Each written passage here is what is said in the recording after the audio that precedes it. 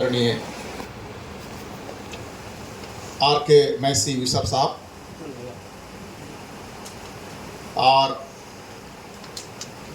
राष्ट्रीय क्रिश्चियन मोर्चा के राष्ट्रीय प्रभारी माननीय एडवोकेट सुनील डोंगरदिवे साहब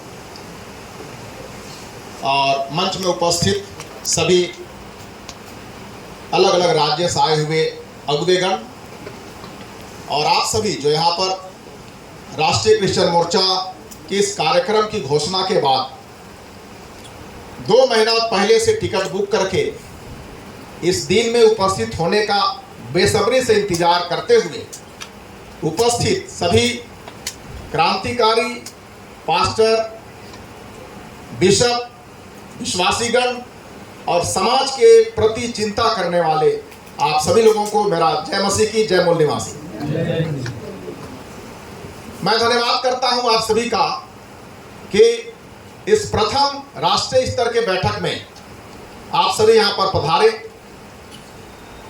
और मैं समझता हूं हम लोगों ने इस बात को कई बार जिक्र किया कि जिन जिन राज्यों में इन दिनों में खास करके पास्टर्स और चर्च के ऊपर जो हमले हुए हैं या हो रहे हैं उन्हीं राज्यों के प्रतिभागी यहां ज़्यादा शामिल हुए हैं और जहां थोड़ा शांतिजनक स्थिति है वहां के लोगों ने ध्यान नहीं दिया।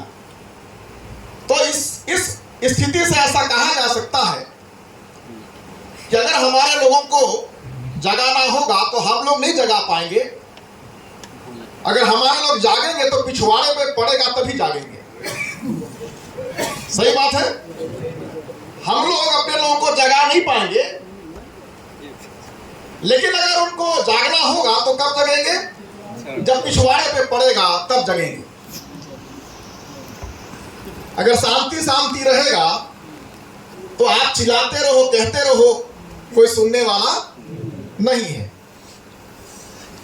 बहुत सारी समस्याएं हैं हमारे बीच में और इसीलिए हम लोगों को इकट्ठे होकर जो समस्याएं हैं उन समस्याओं का हल ढूंढने के लिए हम लोगों को विचार विमर्श करना चाहिए, बातचीत करना चाहिए।